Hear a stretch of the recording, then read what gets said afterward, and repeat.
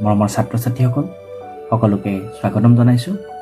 আহা আজি আমি এটা নতুন বিষয়ৰ পাঠদানেৰে আমাৰ পাঠদান কাৰ্যৰ আৰম্ভণি কৰোঁ।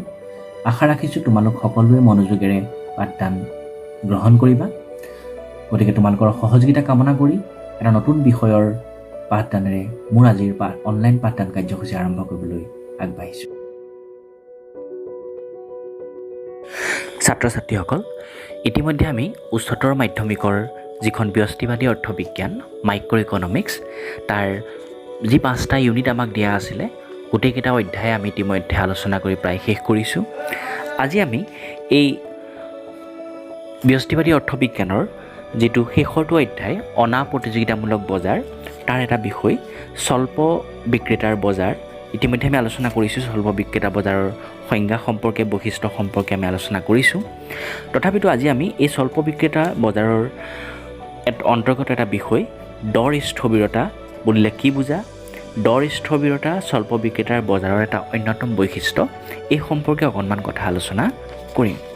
ইতিমধ্যে আমি গম পাইছিলোঁ যে স্বল্প বিক্ৰেতাৰ বজাৰত কেইখনমান বৃহৎ প্ৰতিষ্ঠানে একেজাতীয় নাইবা পৃথকীকৃত দ্ৰব্য উৎপাদন কৰে।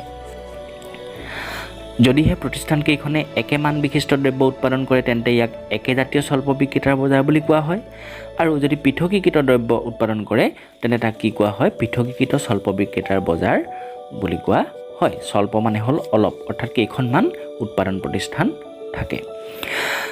আৰু ইতিমধ্যে গম পাইছিলোঁ আমি স্বল্প বিক্ৰেতাৰ বৈশিষ্ট্যসমূহৰ বিষয়ত আমি গম পাইছিলোঁ যে স্বল্প বিক্ৰেতাৰ বজাৰত পৰস্পৰে প্ৰতিযোগিতা কৰা কেইখনমান বৃহৎ প্ৰতিষ্ঠান থাকে। প্ৰতিখন প্ৰতিষ্ঠানেই এখন আনখনৰ ওপৰত নিৰ্ভৰশীল। এনে প্ৰতিষ্ঠানবোৰে বিজ্ঞাপনৰ বাবে বৃহৎ মাত্ৰাত ব্যয় কৰে আৰু নতুন প্ৰতিষ্ঠানৰ প্ৰৱেশত বাধা থাকে। গতিকে এনেধৰণৰ কিছুমান বৈশিষ্ট্য আমি আলোচনা কৰিছিলোঁ। এতিয়া আমি চাওঁ আজি যে স্বল্প বিক্ৰেতাৰ বজাৰৰ ক্ষেত্ৰত যে দৰ স্থবিৰতানো কি, আৰু এই দৰ স্থবিৰতা কিদৰে স্বল্প বিক্ৰেতাৰ বজাৰৰ অন্যতম বৈশিষ্ট্য। এতিয়া দৰ স্থবিৰতা সম্পৰ্কে আমি ক'ব লাগিব। দৰ স্থবিৰতা, দৰটো স্থবিৰ অৰ্থাৎ দৰটো স্থিৰ হৈ থাকে। স্বল্প বিক্ৰেতাৰ বজাৰত উৎপাদিত দ্ৰব্যৰ নিৰ্ধাৰিত দৰৰ সঘনে যে পৰিৱৰ্তন নোহোৱা অৱস্থাটো, সেই অৱস্থাটোকে কি কোৱা হয়, দৰ স্থবিৰতা বুলি কোৱা হয়। অৰ্থাৎ দামৰ পৰিৱৰ্তন নহয়, সি কি হয়, একে থাকে, সঘনে দামৰ পৰিৱৰ্তন নহয়, আৰু ইয়াকেই কোৱা হয় দৰ স্থবিৰতা।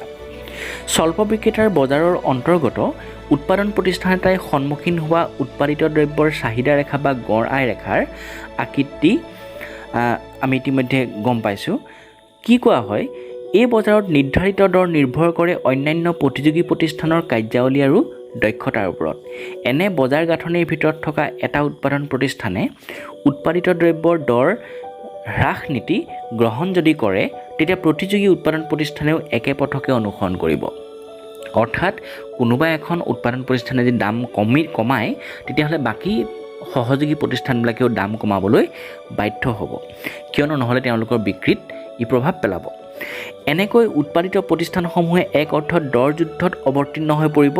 ফলত উৎপাদন প্ৰতিষ্ঠানৰ চাহিদা ৰেখাৰ অৱস্থানলৈ অনিশ্চয়তাই দেখা দিব। আৰু বিপৰীতক্ৰমে যদি কোনো এটা প্ৰতিষ্ঠানে দৰ বৃদ্ধি কৰে তেন্তে আনবোৰ প্ৰতিষ্ঠানে কিন্তু বিক্ৰী বৃদ্ধিৰ ক্ষেত্ৰত দৰ বৃদ্ধিৰ পৰা আঁতৰত থাকিব। যদি এখন প্ৰতিষ্ঠানে কিবা কাৰণত যদি দৰ বৃদ্ধি কৰিবলগীয়া হয়, বাকীবোৰ প্ৰতিষ্ঠানে কিন্তু দৰ বৃদ্ধি নকৰে, কাৰণ দৰ বৃদ্ধি কৰাৰ লগে লগে কি হয়, তেওঁলোকৰ বিক্ৰীৰ পৰিমাণ কমি যাব, চাহিদাৰ পৰিমাণ কমি যাব। গতিকে সেইকাৰণে কি হয়, তেওঁলোকে দৰ বৃদ্ধিৰ পৰা আঁতৰত থাকিব। আৰু ইয়াৰ ফলত দৰ বৃদ্ধি কৰা প্ৰতিষ্ঠানৰ বজাৰত উৎপাদন প্ৰতিষ্ঠানসমূহে দৰ পৰিৱৰ্তন কৰিবলৈ ইচ্ছা নকৰে, আৰু সেইকাৰণে কি হয়, দৰটো স্থবিৰ হৈ থাকে বা দৰ একে হৈ থাকে, আৰু ইয়াকে কোৱা হৈছে দৰ স্থবিৰতা, আৰু ই স্বল্প বিক্ৰেতাৰ বজাৰৰ এক অন্যতম বৈশিষ্ট্য।